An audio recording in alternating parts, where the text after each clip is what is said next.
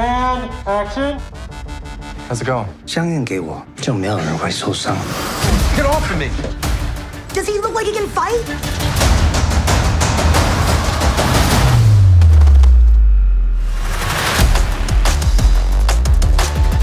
The moment that I was cast for Shang-Chi, I was like nervous/anxious/excited.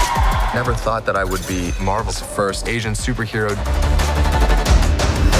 Wow, you're really good. I showed up from the first day of training and I just got my butt kicked. Oh, Panic at the Disco!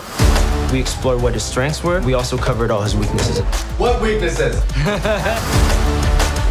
The training that he went through mirrored the character. The sets were incredible. Everything's been carefully designed. No, screw you, I'm not doing this. Go! I'm working with some of the best in the business. I've never seen a superhero that looks something like me. Movies like this allows kids to feel the possibilities.